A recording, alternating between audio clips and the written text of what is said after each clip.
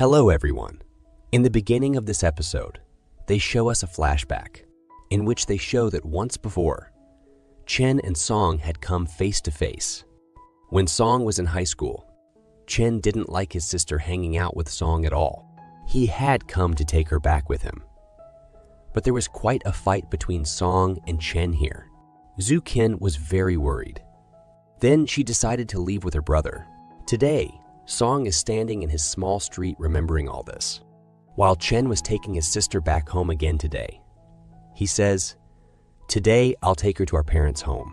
But Ixiao said, "What if mom and dad find out she came back drunk? It'll create another issue." Over there, Song sits sadly for a long time, contemplating. He keeps thinking about all the things Xu Qin said to him while drunk today. While leaving in anger, Xu also told Song that she would never come to meet or see him again. Meanwhile, Chen starts reminiscing about the moments spent with his sister in childhood. She used to get scared at night, and before going to anyone else, she used to go to her brother first. He always protected her and comforted her. When she broke up with Song, he had written a message on her window, which Chen saw before Xu did and removed the message. That's why Zhu Qin never went to meet Song in the park. He just kept waiting. Well, the next morning arrives. Song makes a decision. He decides that he will go in search of Xu Qin and clear up all the misunderstandings between them. He wanted to give his and her love life another chance. Here, Miao stops Song vehemently, saying she was drunk and has spoken her mind, insisting she won't even look at your face. She warns him not to follow Xu, but Song was determined to make his own choices. Just then, an aunt and uncle appear. Uncle tells him, "All right, you've grown up. You're an adult. You can make your decisions. Remember, I've raised you. I don't wish ill for you. If you want to go after Xu Qin. But remember, this is the last time. Don't let anyone repeatedly humiliate you." Meanwhile, in the morning, Zhu Qin wakes up to Song's phone call. She answers, and he expresses his desire to meet her. They both decide to meet outside Xu Qin's apartment. Xu Qin sneaks out quickly from her home to meet him. Upon arriving there, Song's first concern was whether she was still in a hangover. Then he even asks her about breakfast. He was a very sweet boy. Zhu Qin then requests him to come to her apartment and make breakfast for her. In reality, Xu Qin didn't know how to cook at all. She always ordered food from outside. There were only plain rice kept in Xu's house. Here, Song starts making rice for her. They both try to converse while Song cooks. Actually, both of them were very nervous. They couldn't figure out where to start after yesterday's incident. They spend 15 minutes just pacing around awkwardly. Afterward, our hero, Song, gathers the courage and says, "Yesterday, you said you wouldn't even look at me again. You were drunk then. You're not now. Tell me, do you still mean that?" Zhu Qin falls silent upon hearing this. After that, Song tells her, "If you've decided, if you have the courage, if you're ready for our relationship, then it's okay. I'm also ready to take a stand. I won't ever betray you, nor will I leave you alone. I'll always stand by you. I know I'm not equal to you in my family background, money, or status. But if you have the courage, if you can face the world, I'm ready too. I'm ready to face everything with you." Xu was afraid of losing her family and also wanted to be with Song. Here, Song tells her, "I'm giving you the last option. Think carefully. Either we unite forever or we never see each other's faces again." Saying this, he leaves from there. Here, Xu remembers that every time she tried to stand up for Song, her mom used to tell her that he's an indecent boy. "I've raised you, taken care of you since childhood, and now you're leaving us for that boy." Hearing this, Xu would always melt. She never wanted to leave them. The parents who had been her shelter since childhood. Now she keeps thinking about what decision to make. Then, with tears in her eyes, she starts eating the rice Song made for her. Today, Chen had come to her apartment to pick her up. He takes her to the hospital. On the way, she says, "You know, there are some wild animals. They're always kept confined since childhood and shown love. They can never break their chains. Even when they grow up, they remain scared and are often blackmailed by that care given by their owner. Our situation is like those animals. We want to live our lives according to our nature, but we can't leave our mom and dad, she says. Everyone says Song isn't worthy of me, but maybe I'm not worthy of Song. And that's when they reach the hospital. At this point, Chen suggests to Iksu that they should leave all of this behind and go abroad, but Iksu couldn't accept that. Later, we are shown that Iksu's mom was out playing golf today, accompanied by someone significant, the vice president of the hospital where Iksu was working. She often used her influence for her daughter, which made the hospital's chief doctor very angry. He thought of Iksu as someone who relied on recommendations rather than her own abilities. Iksu Quinn never wanted her mom to influence anything for her. Then, the rescue team is shown. Today, all the boys at the station were discussing the arrival of a new instructor to their station. Instead of Mr. Suo, it was rumored that he's from a very prominent family. They wondered why a rich boy would work in a fire rescue department. They thought he might just have a temporary thrill for missions and adventures. And soon, the excitement would fade and he would join his family business. Meanwhile, the new instructor had arrived at their rescue station, and he was none other than Jiang Yu. Song was surprised to see him, as were we, because he was the same boy from Iksu's blind date. His nature seemed quite sweet. At that very moment, there were interviews going on at Iksu's hospital to select researchers. But no one had been selected in the interviews so far. Zhu forcibly arrives there and shows everyone her CV, stating, "I haven't used any influence. Please give me a chance to prove my abilities." The chief doctor was furious, but the other doctors get ready to take her interview. Later, it turns out that Iksu actually passed the interview, leaving everyone surprised. They realized that Dr. Yu was as capable as Dr. Yang and didn't rely on her family, but on her own abilities. Dr. Yang often tried to befriend Iksu, but she had never been freer than anyone else in the hospital. However, over there, Jiang Yu sees Song's dog, and he quite likes the dog, but Dog doesn't like Jiang at all. And the most interesting thing here is that Song had named his dog Ming. After finishing work all day, Jiang starts to sleep in his room, which was next to Song's room. But as soon as he sees Jiang, he starts missing Su. He couldn't replace Su with anyone else. And then he goes out for an evening walk, where he always used to walk on the track with Su. These memories kept coming back to him. We see that Chen was very upset. He felt as if his life was trapped in a cage and he couldn't move anywhere without his mommy's permission.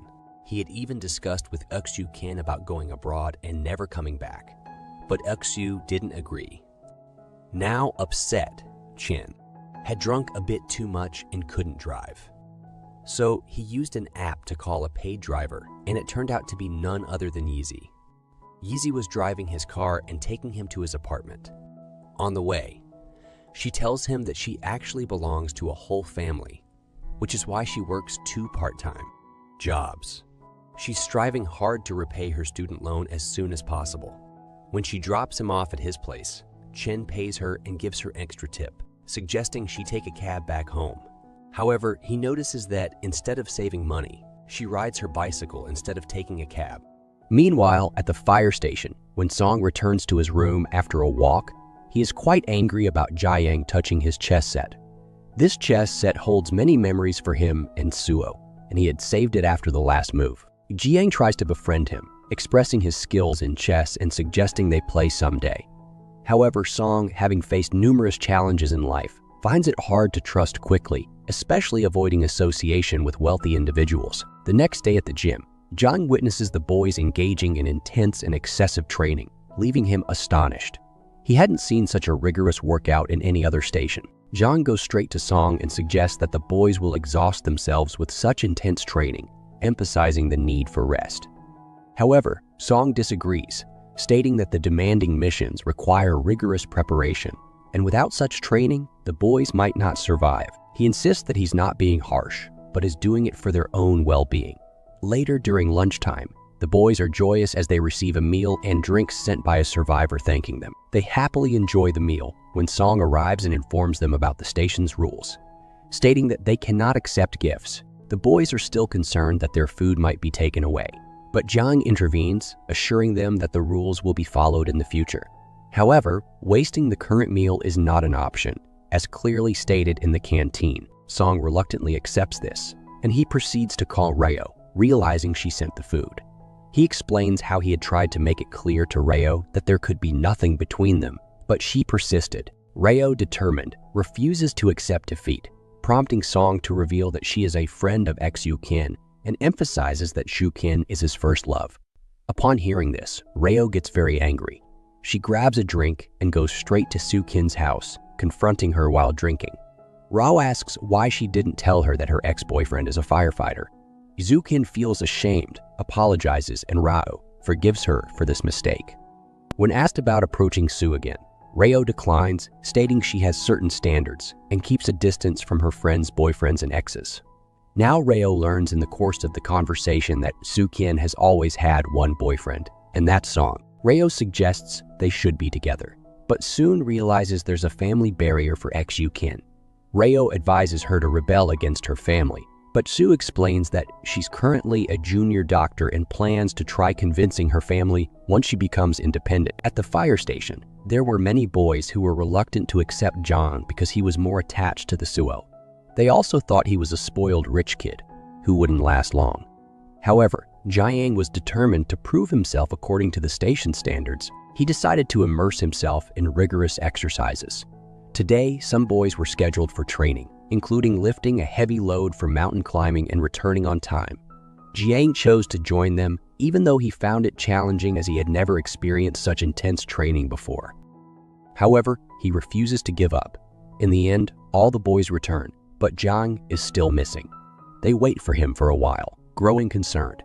As darkness falls and rain starts, they decide to search for him. Just when they are about to set out, they spot Jiang returning. He had somehow managed to complete the training. He was doing all this just to prove to himself that he truly wants to be a part of the fire station. Like the other boys, he has no connections or recommendations. Song also notices this determination in him. Jiang puts in a tremendous amount of hard work, and he is not one to accept defeat easily. When he goes to bed in the evening, he notices large wounds on his feet. Upon entering his room, he finds that Song has placed medicine on his bed for him. Song genuinely cares for others, although he doesn't let anyone feel it openly. They show us Xu-kin there. When she returns to her apartment after work, her mom is already sitting there for a surprise visit. She's happy, saying the house is perfectly clean just as I wanted. She praises Xu, calling her a good girl. Xu's mom even brought dinner for her. As she's about to leave, Xu says, "Mom, you came just to check if I didn't have any friends over, right?" She requests her mom for a bit of freedom, and her mom replies, "I often ignore many things about you. I know everything. Why you went to the police station that day, and for what offense your brother Chen paid the fine. I had already told you that Song and his family are all indecent, which is why his sister got caught up with the police for their inappropriate actions." But Su couldn't tolerate speaking against Song. She tells her, "I've been suffering for so many years. You know, standing here in this apartment, Song cooked food for me that day. I felt like it was a home, but I always restrain myself. I never try to get close, only because of you." Xu's mom says, "What did Song serve you in a bowl of rice? Don't forget his favor. We've done so much for you, provided an apartment near the hospital, let you drive a luxury car, educated you abroad, and secured a job for you in such a big hospital." Here Xu was saying that at least mom, I got a job based on my own skills. But his mom was saying that you got a job in such a big hospital also because your surname is Meng. And she clearly tells Els that you won't be successful in convincing me. Remember this, and yes, I trust you that you will remain a good girl. Now, let's look at the scene of the fire station again, where today, newcomer boys were very excited, because after completing their training, the assessment period had begun. All the boys at the station had performed very well. However, while performing, one boy gets injured. They all pick him up and take him to his room. And then, in return for his help, the boys take off his beauty mask and put it on their own faces. Yang caught them doing this with a broad smile. Jiang was very sweet-natured, so the boys request him to please tell Mr. Song to let them enter the real battleground now. Jiang goes to talk to Song, but what he had to say next was that this is not a joke. You know how many casualties have occurred? Until these people are fully trained, I won't allow this. because that battleground is not an amusement park. Here Jiang tells him, "Why do you always behave with so much discrimination towards me? Just because I come from a wealthy family. But can't you accept that I genuinely like this profession and it's my passion?" Actually, Song had also sensed this. That's why a smile appears on his face. On the other hand, Miao and her friend Yizi were quite stressed these days because their last semesters were going on, and after that, they had to start job searching. Here, she says, "Some girls are like that, you know. They trap a rich boyfriend to financially support them." But none of them was like that. Miao's dream was to become independent and prove herself on her own. There Chen finds a student card fallen on the driving seat, and it belongs to Yizi. Chen goes to her university and submits the card. When Yizi finds out, she comes out to see him and thanks him, but Chen ignores her and leaves. Meanwhile, Song occasionally talks to Jiang. When Song asks, Yang says, "There are many other professions, but this was my passion, and my parents never stopped me. They just want me to live with integrity wherever I am." When he hears about Jiang's dad, Song starts to reminisce about his own dad. And when Jiang talks about his dad, then right there, Song also starts remembering his dad. And then we show a flashback. In the year 1999, some laborers were working on a construction site, but suddenly a notice came in, which many people were fired, and they didn't get their salary. Song's dad also worked in this building. He was a supervisor. His job was secure, but still, he was very concerned about the laborers. So he unites them and says that they will protest against the company and secure their rights. He had united all the laborers, and that's why the Mang family was very angry with them, because the company belonged to the Mang builders. Mr. Mang was still a bit soft-hearted, but Mrs. Mang was very aggressive. She said, "How dare these people have the courage to go against us? It's not about money, but once we make a decision, we don't back down. These people won't get a penny." And especially, Song's dad angered them the most. How could he rebel? He needs to be taught a lesson. After that, we see Song's mom, who always got ready and went to the bar at night. Poor Song was left alone to fend for himself. His dad was very sweet. He tried to stop his mom, but she would say, "Why are you ending my freedom after marriage?" Additionally, she was unhappy because her husband didn't earn much. Song had heard his mom and dad argue, but his dad never spoke ill of his mom in front of Song. Instead, he always praised her, saying how beautiful she is. Song's mom was focused on enjoying her life. Song and his dad always took care of each other. Then, one day, his dad learns that he has been fired from his job, accused of accepting a bribe. A charge made by one of his friends who was protesting against the Mang family. Although that friend had stepped back, saved his job, and received money, he implicated Mr. Song. After losing his job, Song's mom, leaving him, packs her bags and goes with a wealthy man in a big car, leaving Song running behind their car. But she doesn't care at all. After this incident, Song's dad started drinking frequently. He would come home late at night, and poor Song had to endure all of this.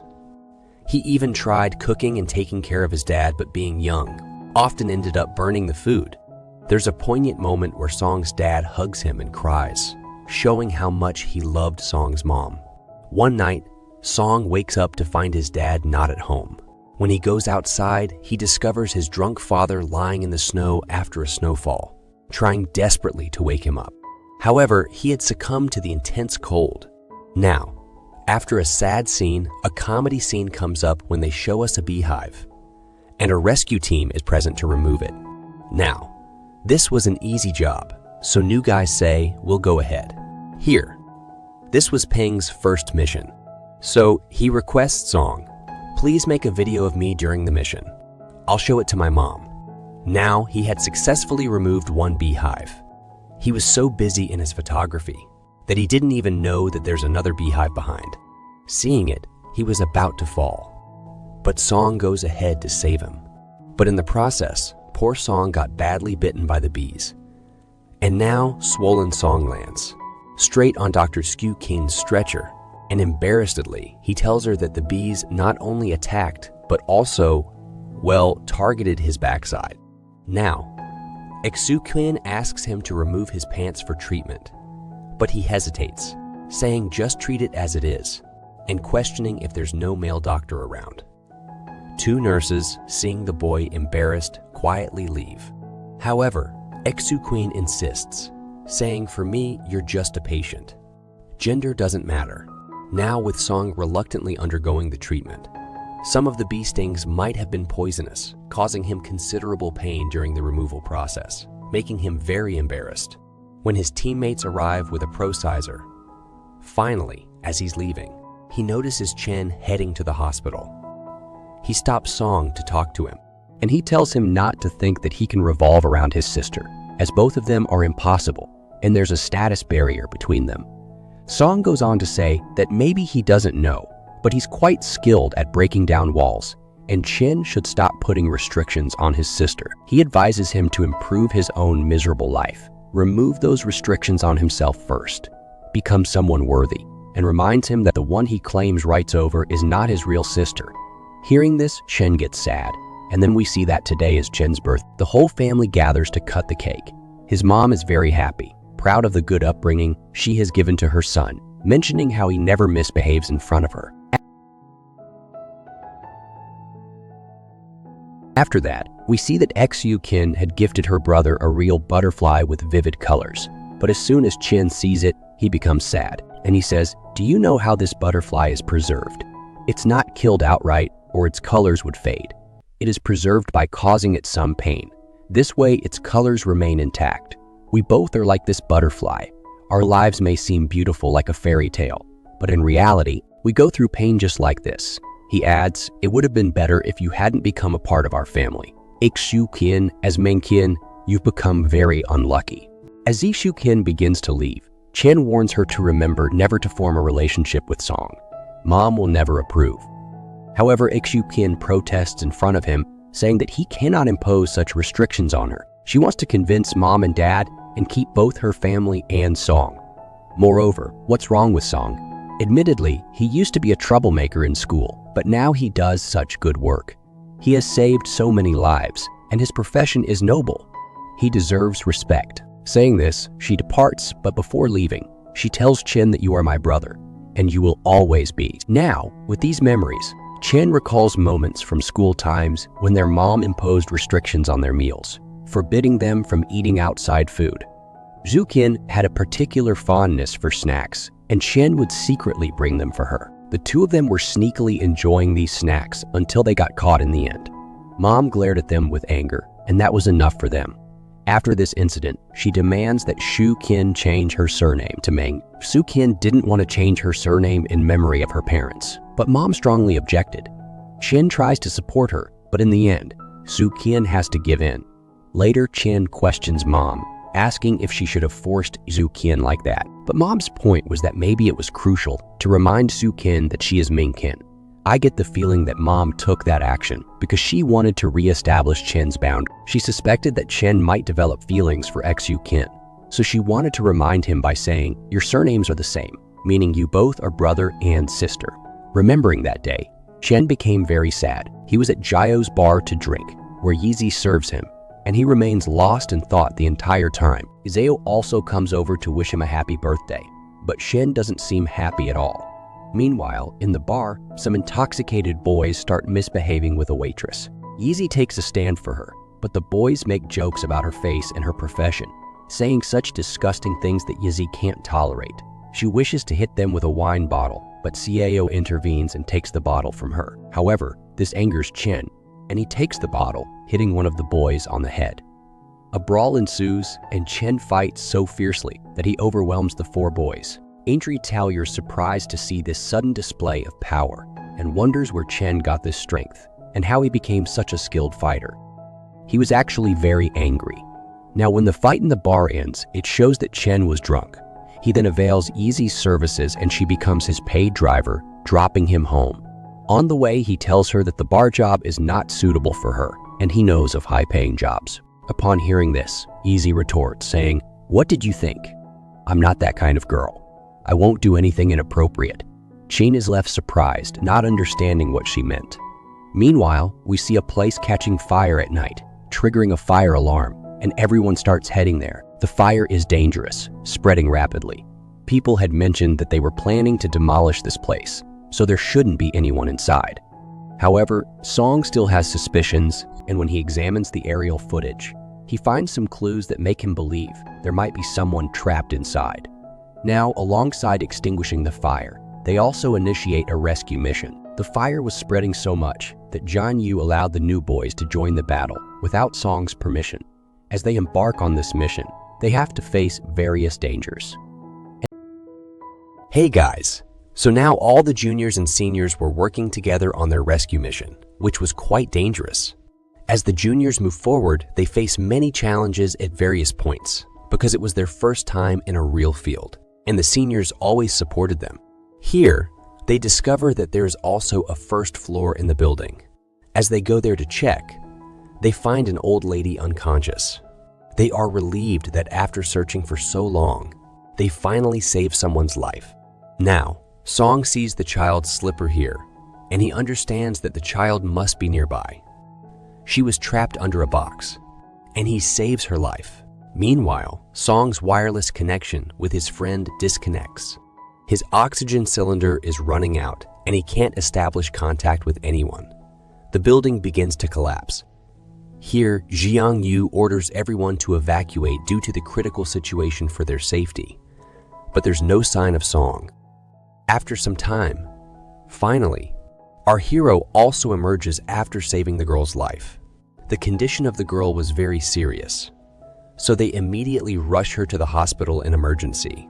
Now that Song had done his part, the rest of the work was up to Exukin. Near the building, Jiang finds his drone, which had been completely damaged due to the high temperature. Here, he understands from Song's words that often his technology doesn't work well in the real field.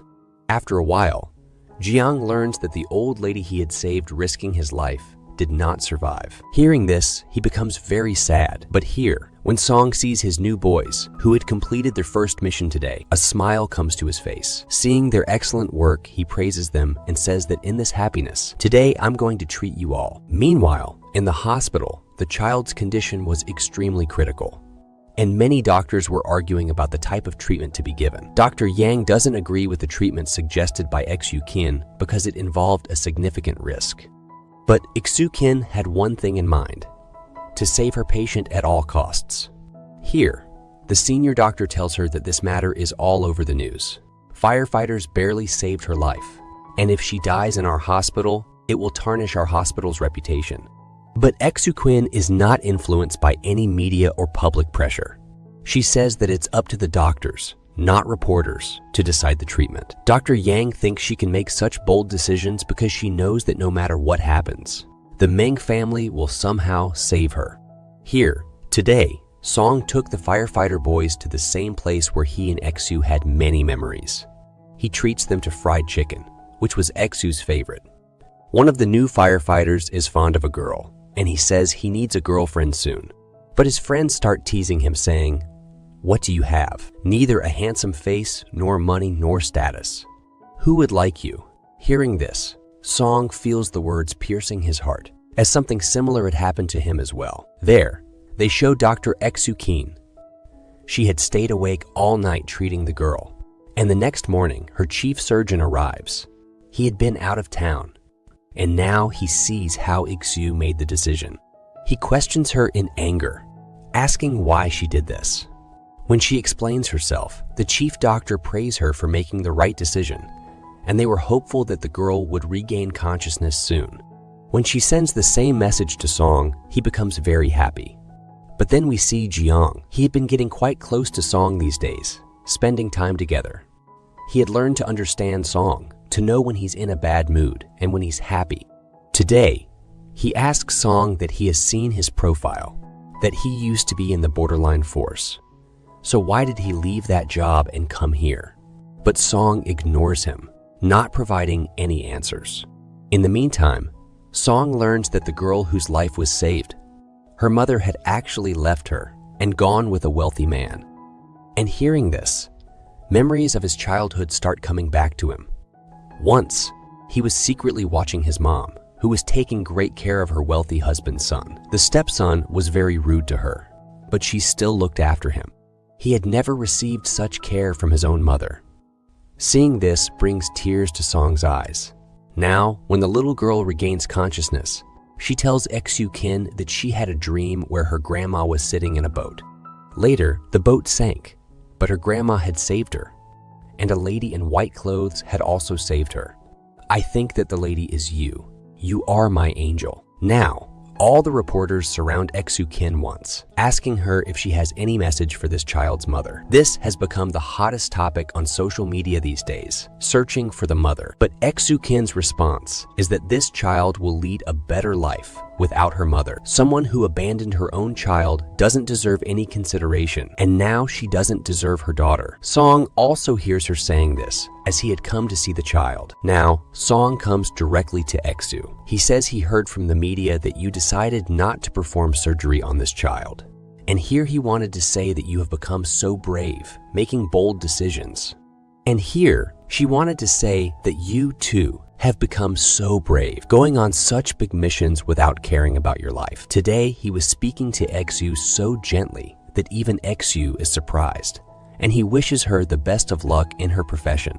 In fact, Song had come to return the toy that he had grabbed in his hand during the rescue. The girl becomes happy seeing this, and a good bond has developed between Exu and the child. Here, memories start coming back to Song. Once, during high school, he had arrived outside his mom's house and witnessed how his stepdad came home drunk, mistreating his mom. Shu Quinn was with him at that time, and seeing all this made Song very sad. He said she cannot be my mom, and he would never come to see them again. Isu Quinn tried to cheer him up, and later, Sue said my mom often says that we can buy every happiness with money. Song wanted to express that his mom used to think the same way, but now he considers it nonsense. Now, Exu Kin comes to Song and asks if he's free this weekend. He was free, but at that moment, Xu receives a call from her mom, who says that Jiang's mom wants to meet you this weekend. Xu Quinn tries to refuse, stating that she doesn't understand Jiang, but his mom insists and says, I'll bring her to your hospital if you're working that day. Whenever his mom pressured her for something, she would stay silent. She couldn't refuse. And even today, it happens like this. She has to refuse to meet Song. Now, this weekend, Yukin, like a showpiece, was sitting in front of both aunties. And here, Jiang's mom says to her, where do kids these days listen to anyone? Your daughter chose to become a doctor, and my son is the same. He left the family business for such a hectic job just for his passion. They think it's destiny that brought these two similar souls together. Meanwhile, they show us that Ixu's dad is interviewing Jiang. He noticed that Jiang is a down-to-earth person with no big ambitions, finding joy in small things. Afterward, they leave Jiang and Exu Kin alone. Here, Exu Kin asks him, do you like me? Jiang says, you're a very nice girl, but I don't think I like you. We've just started getting to know each other. Here, Exu gathers the courage and tells him I actually like someone else, but my parents just won't agree. Upon hearing this, Jiang decides that he must be the one to help this poor girl. And then, when both families were having lunch, Jiang frankly tells Auntie, I won't be able to meet your daughter often. I'm always busy. I'm not a free person. He starts talking in such a way and targets things that he knew Auntie wouldn't like at all. And Exu Kin silently thanks him with her eyes for saving her life. Now, when Jiang comes out, his mother scolds him, so he says ahead actually, Xu Kin's mother doesn't like me. Rather, she's interested in Dad's business, which could benefit their business. And I didn't like this. It wasn't a blind date, but a career assessment. After that, they show Chen. He seemed very sad today. Actually, he kept messaging Xu Kin repeatedly, but she wasn't replying at all. She was quite angry because she thought Chen shouldn't have objected to Mai and Song's relationship. Meanwhile, Xu Kin had gone to Xiao's bar today. He asks her about her and Song. And when he finds out that Xu Kin hasn't made any decision yet, he advises her to empower herself to make decisions. He suggests, I say, date Song. If it doesn't work out, You can come back and then follow your mom's decisions again. But Ik-soo-kwon said that if we break up again this time, we won't be able to tolerate it.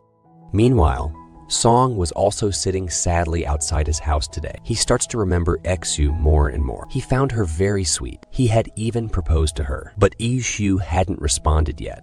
And it's shown that Song came home on leave. Meow was sitting here with Uncle Andy and they were all eating. Today Meow's mood was a little worse. And she felt like Song is silent today and his heart is broken again. So she starts saying, "It seems, brother, that girl has dumped you again.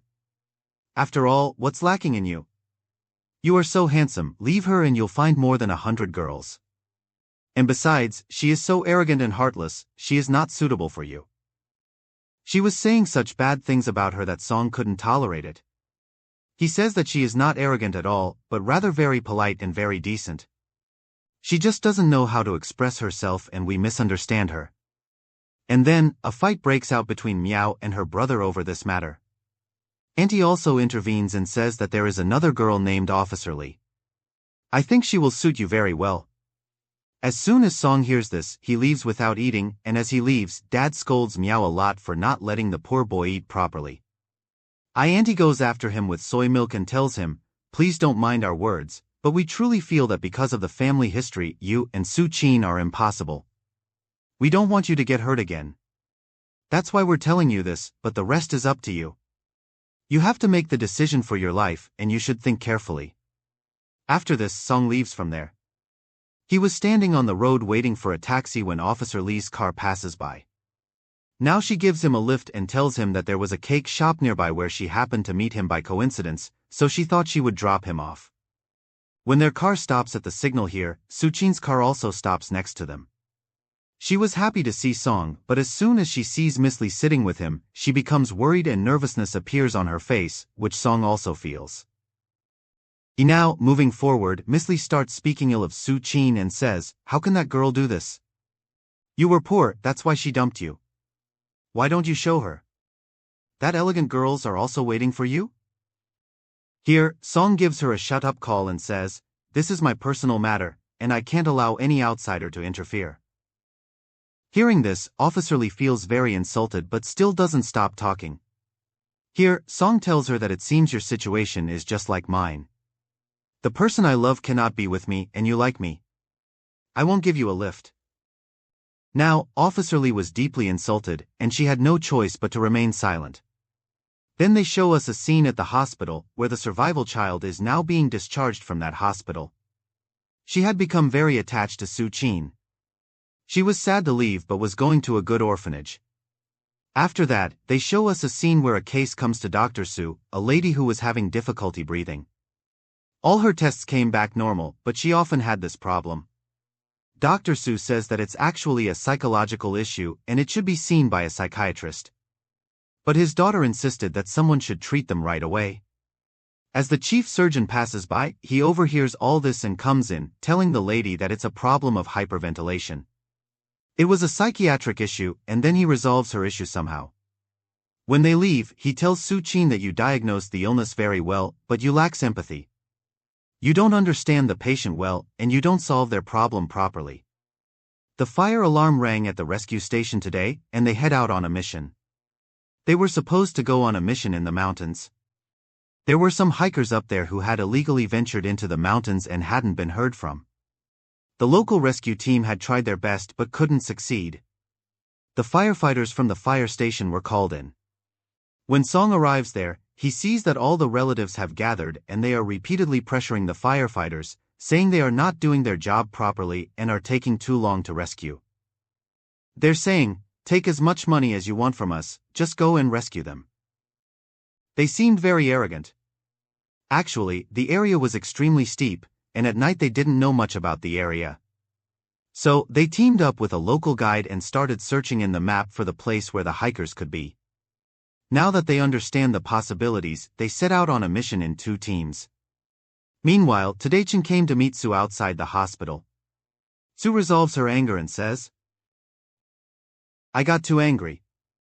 I should have been more patient, especially because it was your birthday that day." Then, they both go out to dinner together. Meanwhile, Song had reached the mountains with his team, where the area was very steep, and the cold at night became intense. They were completely unfamiliar with the area, so they were facing a lot of difficulties.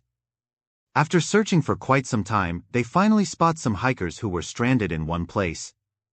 Meanwhile, Sue and Chen were having a conversation about their miserable lives. Here, Sue tells Chen that you have a certain ability that, which you doesn't like.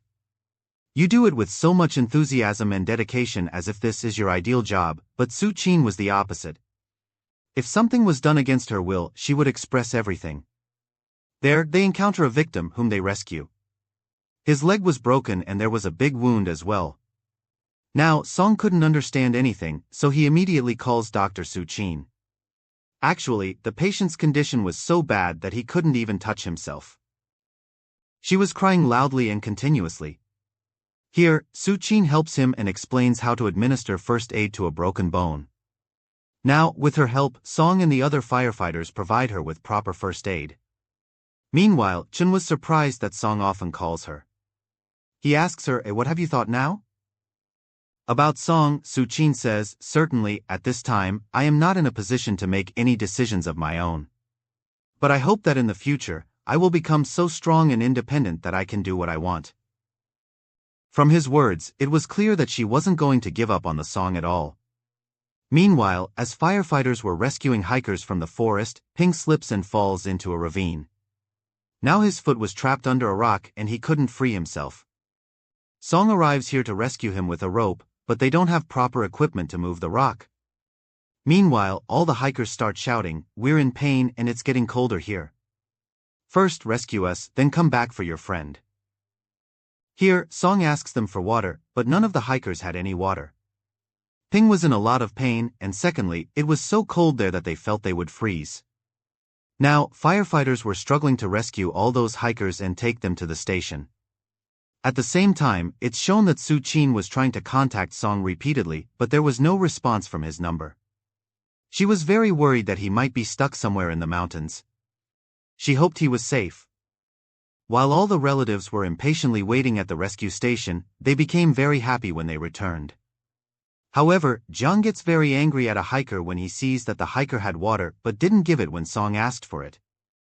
He couldn't even imagine that people could be so selfish. Now, regardless of how people treated firefighters, their unity among themselves was very impressive, and a while later, their companions reach Song and Ping. They rescue them and take them out. When Song returned, his condition was very bad, but he still didn't care. He was only concerned about those hikers. Here, Jiang tells him that those people had already left because they were afraid of being caught by the police. They were illegally hiking. They risked their lives to save them. But no one even said thank you, instead, they behaved badly with them. That's why Jiang was feeling very upset today, so Song tells him that it seems like this is your first experience. In reality, Mr. Jiang, you were living an ideal life. Enclosed in a glass cover, while people like us, middle-class people, often have to face such situations. Here, Jiang starts to feel upset, thinking that Song is taunting him again because of being rich. But actually, Song was just joking with him. Jiang tells him, I am actually quite sincere, and I didn't choose this profession to become a hero, but I want to become a better person.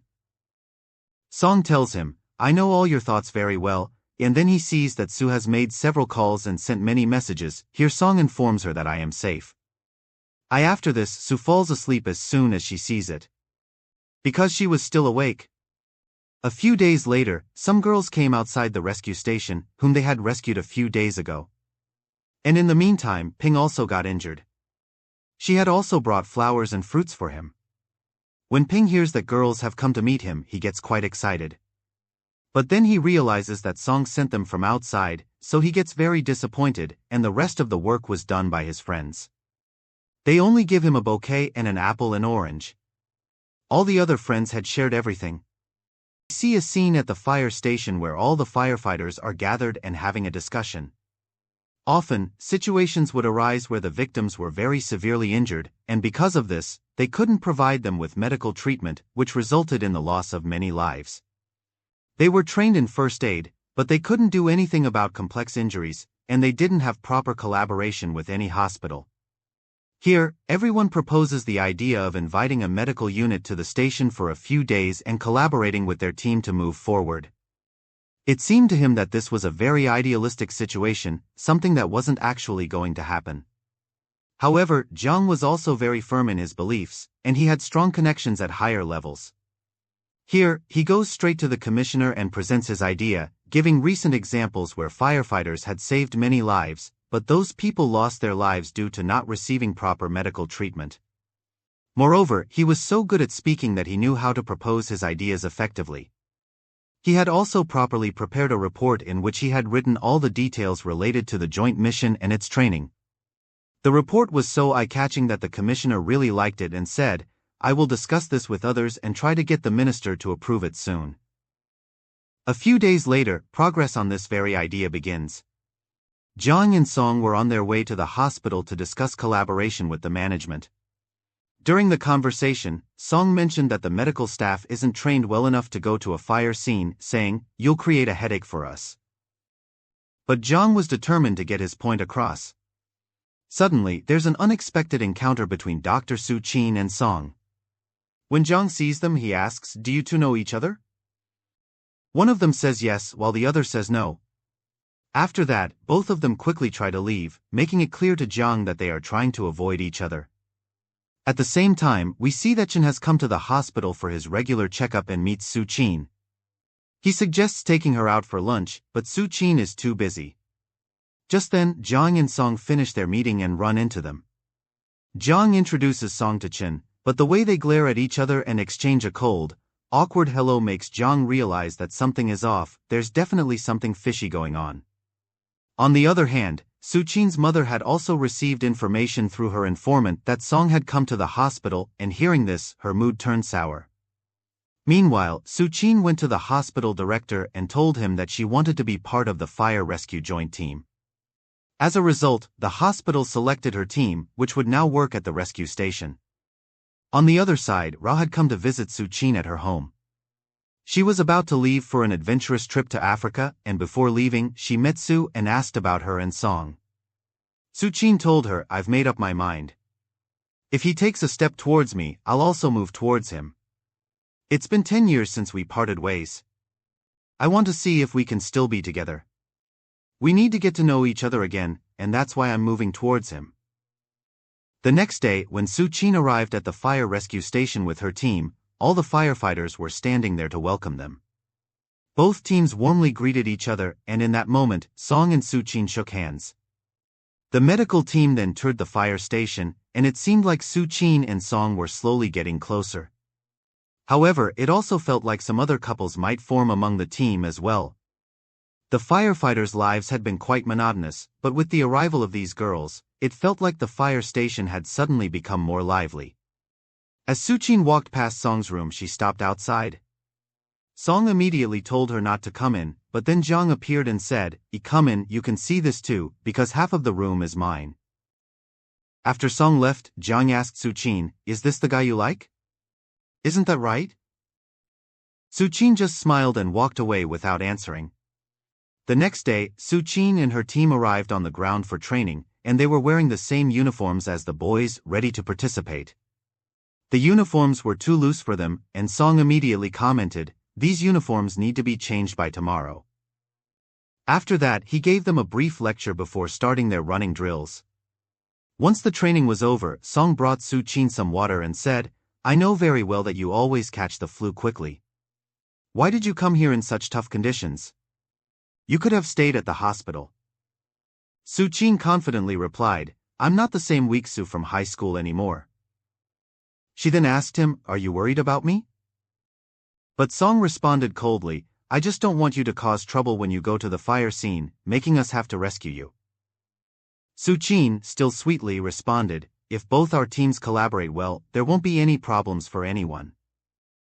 Later, when everyone was eating in the canteen, most of the people had already left, but Su Qin was still sitting there. Song noticed and said, "You haven't changed at all, you're still a slow eater."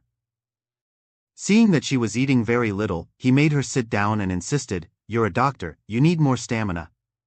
You should eat more food." After that, a fun scene unfolded. Whenever the girls went to shower, all the firefighters stood guard outside, making sure no one accidentally entered. When the nurses saw this, they found the firefighters' protective gesture incredibly cute. Later that night, while Jiang and Song were discussing, Jiang advised Song to be lenient with the girls, saying, "We need them, the medical staff doesn't need us." Meanwhile, we see Chen, who is reminded of Yitzi.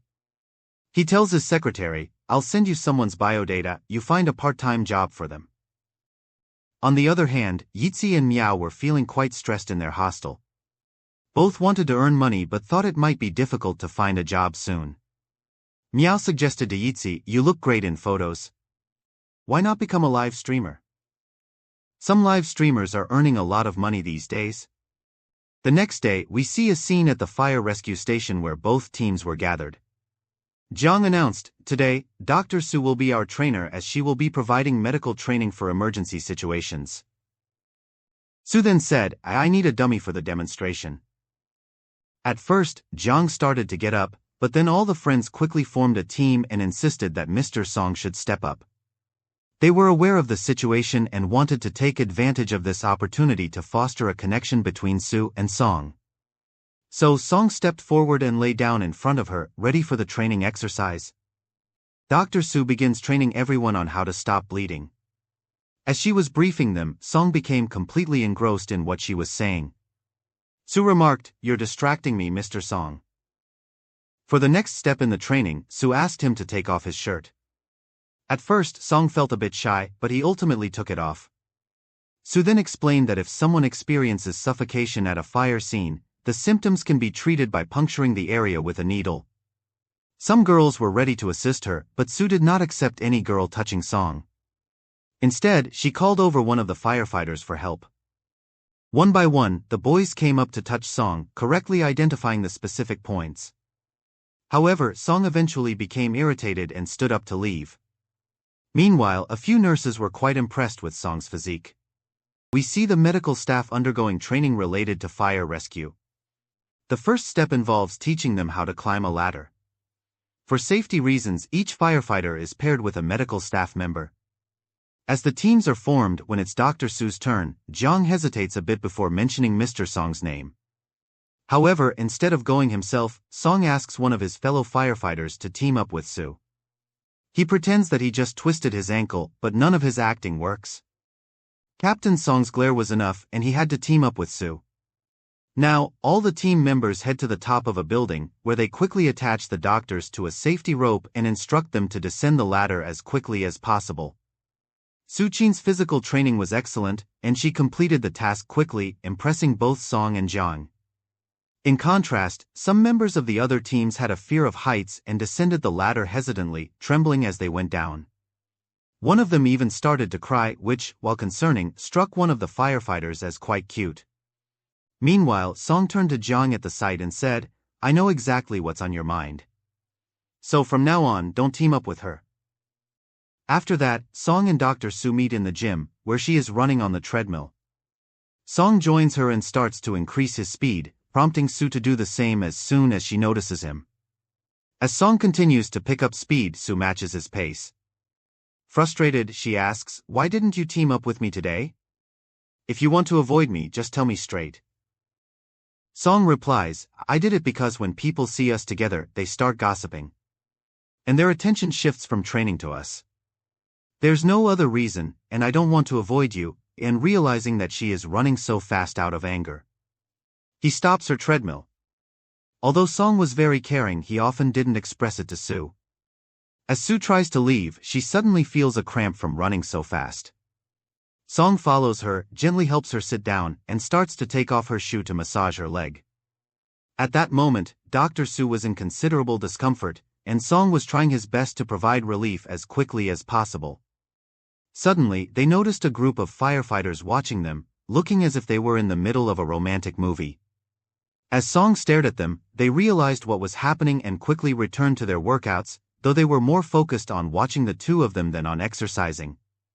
Feeling embarrassed, Song decided to leave the gym, and Su also felt a rush of embarrassment. She quickly tried to escape as well. Then we see Yitzi, who has secured a part-time job at a prestigious art gallery thanks to Chen's recommendation. Chin himself visits the gallery, and Yitzi thanks him, mentioning that she is also earning a good commission there. Just then, the gallery owner arrives and becomes very excited upon seeing Chin. He expresses a strong desire to meet Chin, chat with him, and show him around the gallery, hoping that Chin might consider investing. However, Chin firmly declines the offer. Chin tells the gallery owner not to waste his precious time and that the guide girl will show him around. The boss looks at them oddly and leaves them alone.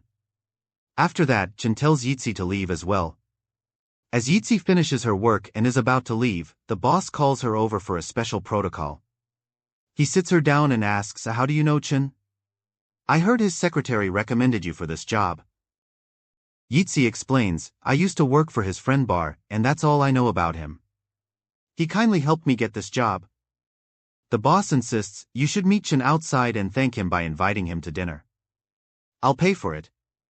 Try to get closer to him." However, Yitzi firmly replies, "I'm not interested in any of that." Yitzi says this and heads back to her university. Meanwhile, we see a scene at the rescue station. While taking a walk at night, Sue spots Song's dog.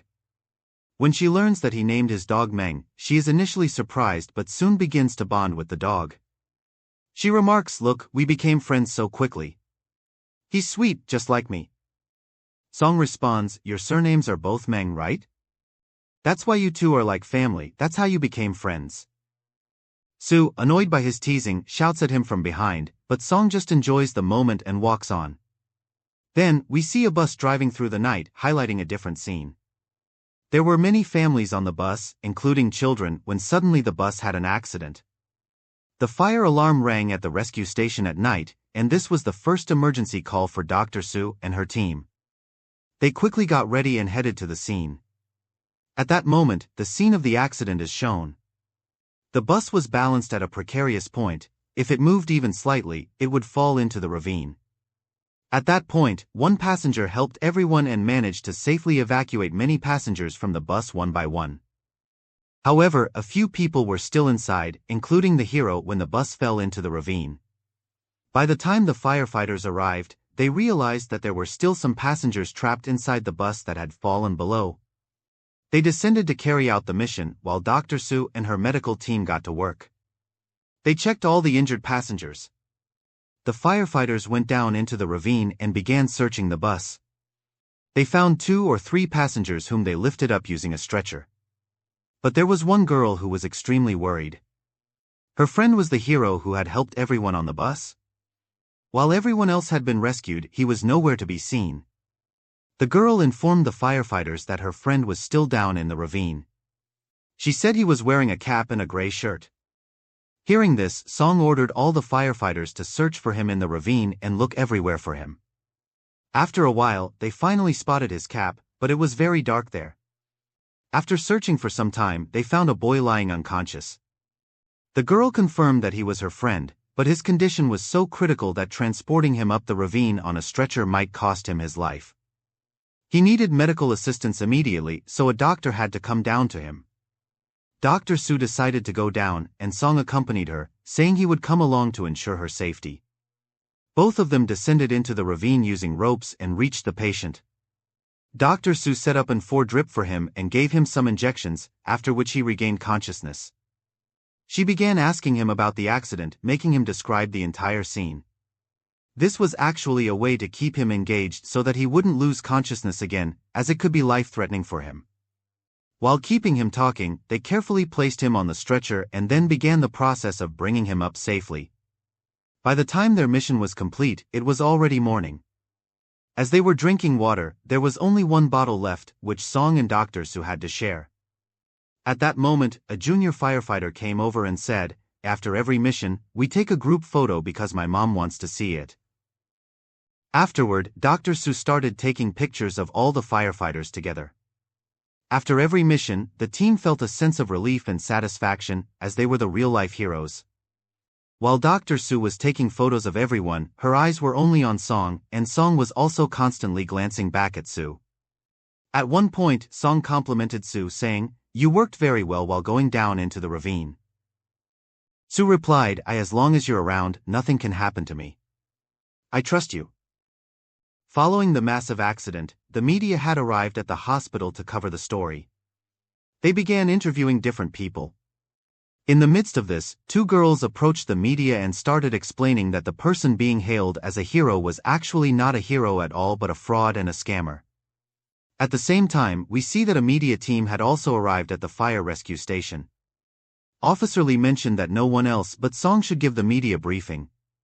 Song was camera shy and initially refused, but Lee insisted, saying that it would give him publicity and could lead to a promotion.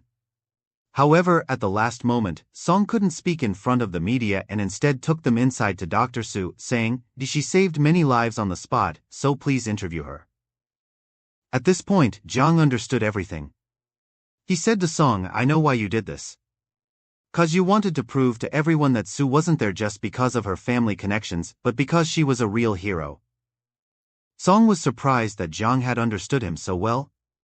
In the meantime, they also received the news that the boy everyone was calling a hero was actually a con man who had scammed many girls through fake love affairs. As Lee and Song discussed this, Dr. Soo noticed them talking. Every time Soo saw them together, she felt a sharp pang of jealousy, and it was clearly visible on her face. Lee, noticing this, remarked, "What kind of girl is she?" But Song replied, "At least she's genuine. She can't hide her feelings, whatever is in her heart is reflected on her face, and I consider that a positive trait."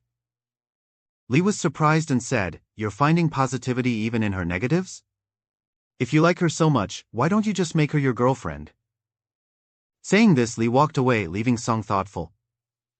And that's where this part ends. Thank you for watching, stay connected, and bye-bye.